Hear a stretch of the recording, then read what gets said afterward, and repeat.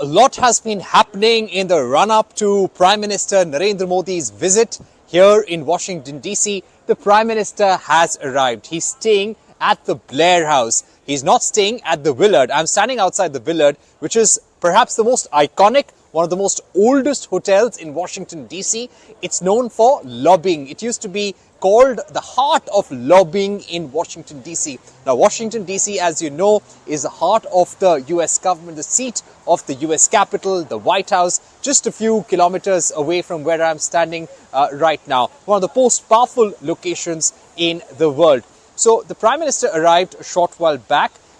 He's now staying at the Blair House. Blair House is an iconic location, a historical location, which has hosted visiting dignitaries, heads of states, heads of government for the past many years.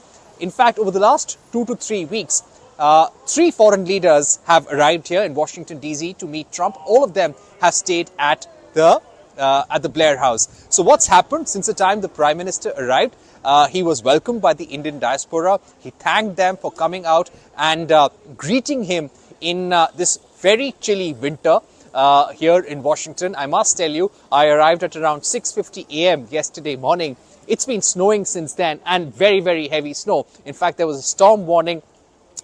People left their offices around 2:33. Even today, we saw snow early in the morning, and it's been raining. It's raining even as I speak to you right now. So the Prime Minister met Tulsi Gabbard. Tulsi Gabbard was the first US leader to call on Prime Minister Narendra Modi. She has just been confirmed as the Director of National Intelligence. That confirmation came in earlier today. Why is that meeting important? Because India and US have traditionally, over the last 5 to 7 years, or even over the last 10 years, had a very close intelligence sharing partnership, counter-terrorism partnership. So India would like to continue that. So this was the first meeting between the US Director of National Intelligence and the Indian side. The Prime Minister in Blair House was accompanied by External Affairs Minister Subramaniam Jaishankar on his side. That was followed by the Indian National Security Advisor Ajit Doval. You had the Indian Ambassador to the US, Vinay Quatra, and Vikram Misri, the Foreign Secretary. So you can say that these are the 4 most powerful individuals accompanying the Prime Minister and supporting him in negotiations with the US. That's not all. What happens after this? Tomorrow, the Prime Minister will be having several bilaterals in the morning. This would include Elon Musk. Yes, Elon Musk is going to be calling on Prime Minister Narendra Modi, not just as the head of Tesla, but also as the head of the Department of Government Efficiency. Things between Trump and Modi are likely to be good, considering the overall partnership between the two sides, but there will be areas of friction as well, especially on the trade front. Now, if you speak about trade, both sides have had a trading partnership of over $120 billion. The trade deficit is around $35 to $40 billion. It's not much when you compare it to the trade deficit that US has with China. But Trump definitely wants that trade deficit removed, and India is going to offer concessions. But we are going to send out a message that it cannot be a one-way street. It cannot be just about making America great. It has to be a win-win partnership for the Indian side as well. Now, coming back to Elon Musk, last year, when India offered concessions to Elon Musk, said that you can come and manufacture in India, we'll give you a deal whereby you can invest $400 million in about 5 years to set up a manufacturing base. Until then, we will give you 15% as concessional duty, as opposed to 100% on fully built electric cars being imported into India. This was not just for Tesla, but for VinFast and several global EV makers. Elon Musk was all set to come to India, but at the last moment, he cancelled his visit and went to China. That somehow did not go down very well with Indian authorities, but things have changed this time around. He's a part of the White House administration, somebody who was a close advisor to Donald Trump. In fact, we saw Elon Musk with his son inside the White House yesterday, and many in the political circles have been speaking about the kind of leverage Elon Musk has with the White House, with the president, and the amount of airtime Donald Trump allowed Elon Musk to really have. So how will that conversation between Musk and Modi pan out? Well, it's also tell us that the visit will be definitely a friendly one, a good and positive one. Will he commit to manufacturing in India? Possibly not, considering the state of global EV sales, slowdown in certain geographies, the fact that the overall capacity of Tesla's plants abroad is not fully utilized. So he will not commit to manufacturing, but he will continue to show interest in India. The tariffs on electric cars, Elon Musk may not mention it directly, but the pressure could come from Donald Trump to reduce tariffs on cars being imported from the United States to India. Musk may also seek early approval for a license for Starlink and greater collaboration between SpaceX and ISRO. So those are the three things that Elon Musk would ask for. Having said that, the other big meeting would be between the US National Security Advisor Mike Waltz and Prime Minister Narendra Modi. Now, Mike Waltz has been known to be a very good and strong supporter of the partnership with India. So we can see him as someone who would want continuity in the relationship, who would want to continue investing in the India partnership so that India is a big player in the Indo-Pacific and acts as a buffer to China. There will be a meeting between Vivek Ramaswamy, the Republican leader who wanted to stand for president but could not because of lack of support. He was also a part of Dodge. So we are going to see a meeting between all these leaders and Prime Minister Narendra Modi tomorrow. But all eyes on that big meeting in the White House. Yes, Donald Trump will meet Prime Minister Modi in the White House. He's also going to host him over lunch. There will be a joint statement by both leaders. They will be addressing the press in the White House. There will be a press conference by the Ministry of External Affairs. So what is the Indian government really hoping for from this visit? One is continuity, that the basic pillars of the India-US partnership, be it in defense, be it in energy, be it in trade, be it in ISET, all of that continues. US continues to invest more in manufacturing in India. When it comes to the Biden administration saw India as a critical ally in having a resilient supply chain.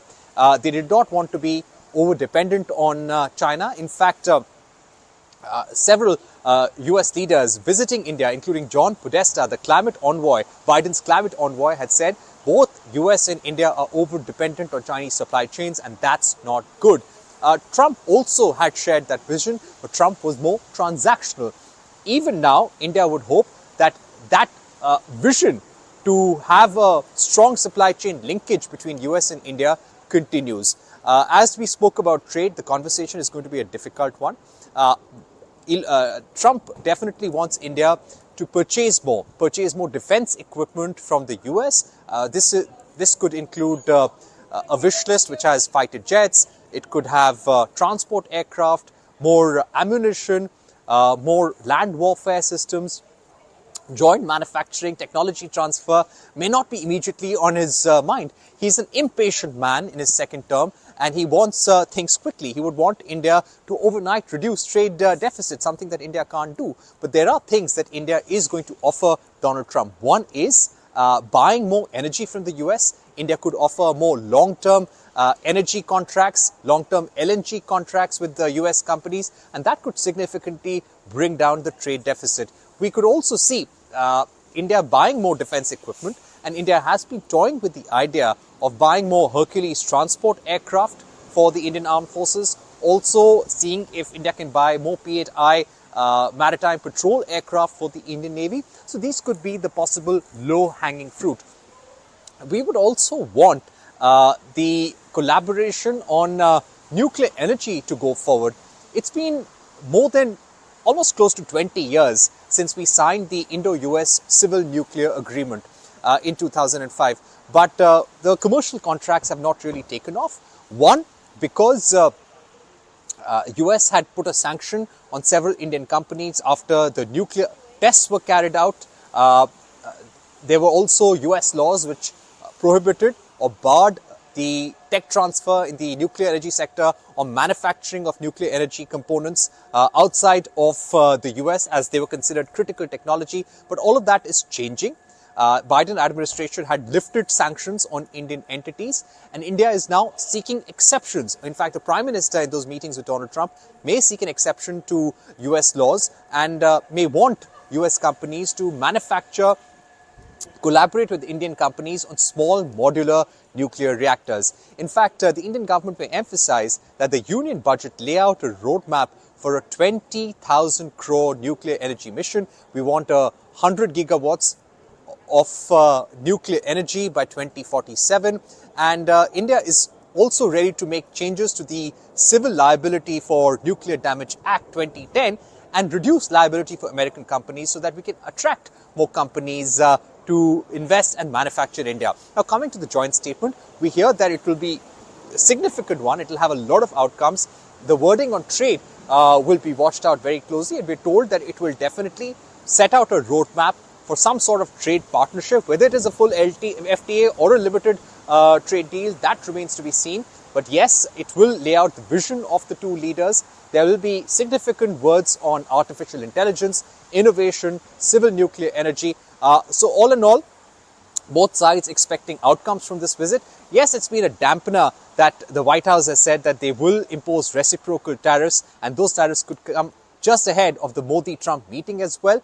And perhaps that's why the Prime Minister has kept this visit so tight. He's staying here just for one night, perhaps a little more than 24 hours, because of the unpredictable nature of Donald Trump and this administration. Imagine imposing tariffs on India just when the head of government is here to meet Donald Trump for the first time. So India wants basic courtesy to be extended. If there are tariffs, we are ready to deal with them, address concerns, but there should be some basic courtesy extended to the Indian side. And this is what the Indian government would be hoping for and conveying to the US. But expect some tough conversations on trade. And the biggest trade negotiator on the US side is not the US trade representative. It is the big man, Donald Trump himself. So that's all we have time for on this live feed on YouTube, on the CNBC TV 18 handle. We'll keep getting you more updates. Keep watching CNBC TV 18 news channel. Keep watching our YouTube handles, our Twitter handles as well, or X handles, to find out all about the Prime Minister's visit and how it's important for people like you and me.